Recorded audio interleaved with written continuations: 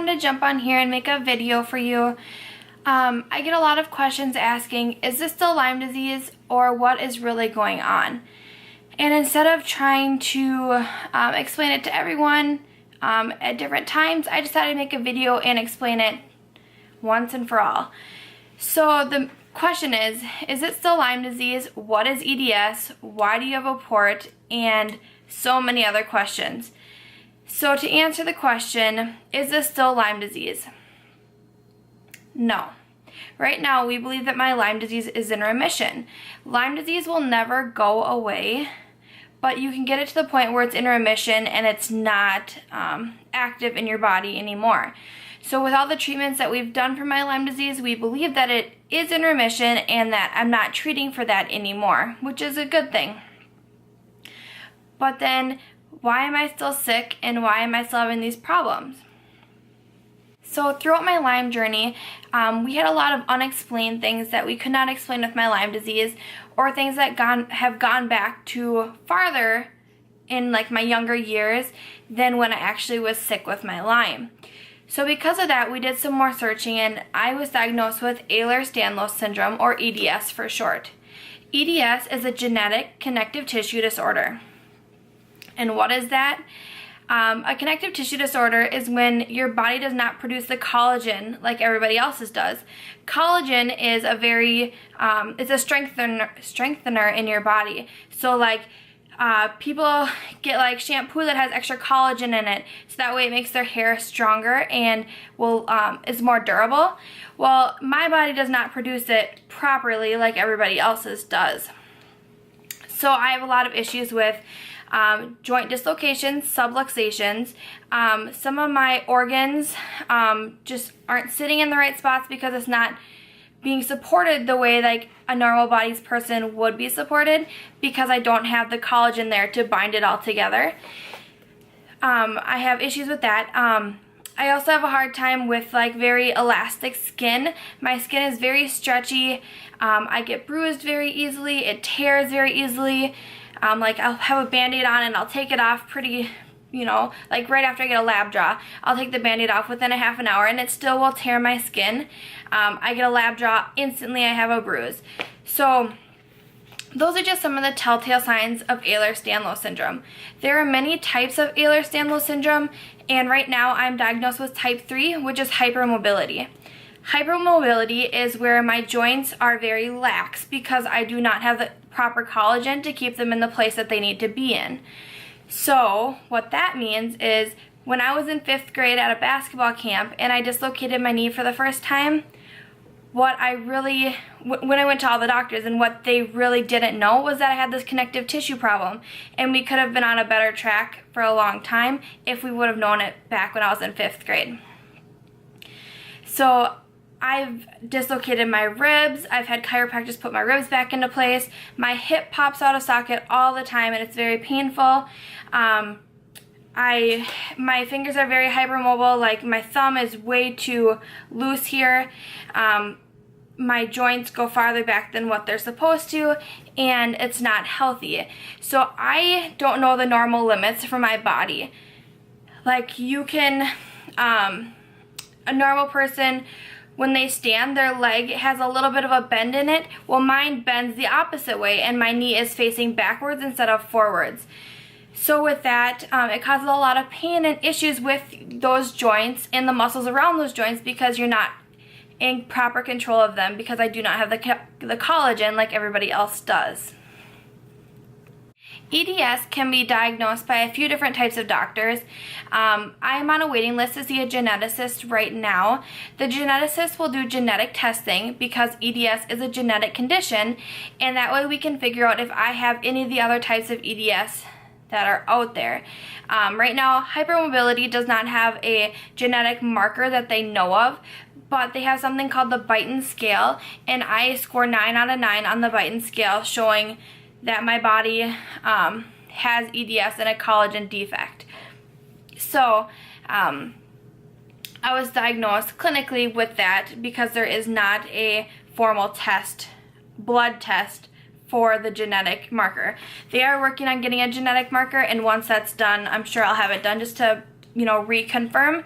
But I am waiting to see a geneticist so I can figure out if I have any of the other types, because there's some very scary types of EDS that could affect you long term, and it could get to be very dangerous for me if I do not know what is going on with my body. Through my Lyme journey, I also learned that I have a condition called POTS, or postural orthostatic tachycardia syndrome. That is a big fancy name for saying that my autonomic nervous system does not work properly. The issue lies with my heart, and I'm always in tachycardia.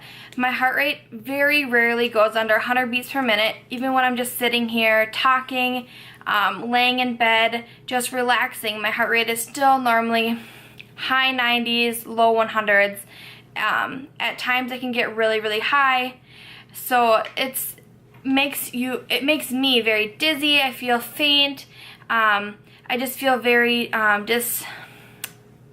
like I don't know where I am, like I'm disorientated at times, and it's not a very fun feeling to have. So the autonomic nervous system comes into play, where my heart rate is really high but my blood pressure is really low.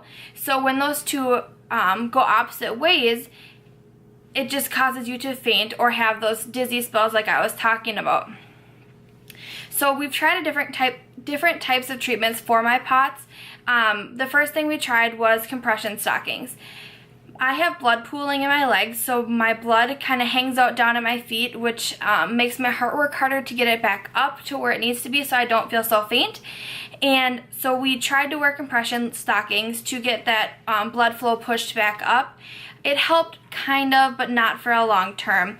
If I'm going on a long car ride, flying on an airplane, going to be sitting and not doing anything for a long time, I will wear compression socks just to help my body pump the blood like it's supposed to, and it also helps prevent blood clots, which I have an issue with. I've had 3 different blood clots, so 2 in my arms and 1 in my lung. So excuse me. Then we tried beta blockers. Beta blockers help bring your heart rate down and help manage your blood pressure.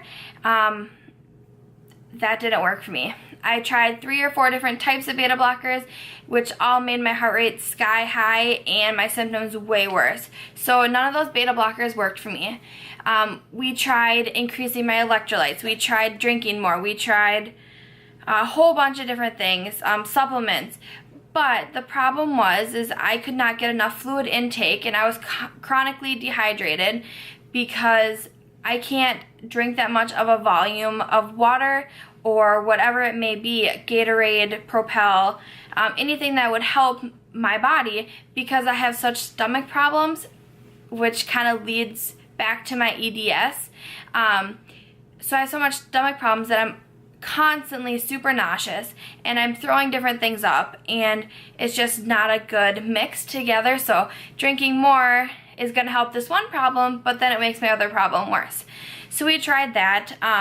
So I've kind of tried a lot of different treatments for my POTS that nothing has had a long-lasting effect.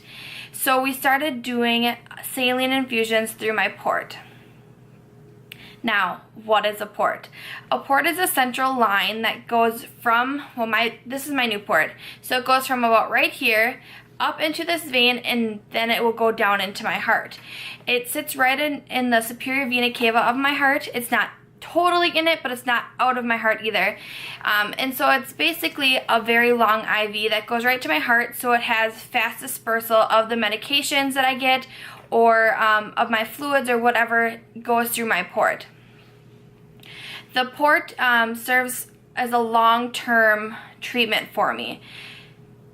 I've had numerous ports before. I've had numerous PICC lines, and PICC lines have higher infection risks, and they're only supposed to be in for about a year or so time frame, where my port could stay in for 10, 15, however long, until there's something wrong with it or I needed a new one placed. The reason I've had a few different ports in the past is my first one was really, really low, and with my EDS, my connective tissue was so squishy and like boggy that it was really hard to access my port. When you access a port, you need to have a good grip on it, and then you're holding it really tight, and then your needle goes in between your fingers inside of the port itself. And if you cannot get your fingers to hold the port steady enough while you're accessing it, you're gonna miss, it'll infiltrate, it just causes a lot of pain for me and other patients that have this kind of an issue with their ports. So I had 2 ports over here. I had my 3rd port placed farther over here on my right chest. That port was working fantastic. I was accessing it myself until one day I had to get it done at the hospital, which then just led into my whole staph infection and needing the removal of my port. With that being said, I now have my new port put in. It was just placed yesterday, so Wednesday, and tomorrow I'm going to the infusion center. We're going to try and access it for the first time, so I hope it goes well. But my port is going to serve a purpose for me for quite some time. So if I have to go to the hospital and I need IV antibiotics or medications or you name it, whatever they can put through your IV, they'll just use my port instead of poking me with an IV. Through my whole health journey here, I have not been able to keep my veins healthy, I guess is the best way to explain it. I blow my veins very easily. My veins are very hard to find now, and it's a pain for me and a pain for who's placing my IV because I do not have good veins anymore. But this central line is definitely a plus for anyone who has chronic illness and needs that constant saline or medications through their line. I hope that this video has kind of been a little informational for you, talking about my experience, what conditions I have. Is it Lyme disease? Is it EDS? What came first? It's kind of like the chicken and the egg question. Technically, a genetic condition would come first, but sometimes genetic conditions do not display themselves right away. Sometimes it takes a major life event to make your body wreak havoc on itself and to show these symptoms as loudly as they have presented themselves now. So for me, getting my Lyme disease when I was about 15, 16 years old, definitely was a major life event in my body, which made everything else aggravated and led me to find my diagnosis of my genetic disorder, to my POTS, and to the reason I have my port. So if you have any questions, feel free to reach out to me. Feel free to ask me. I'm very open with my health journey.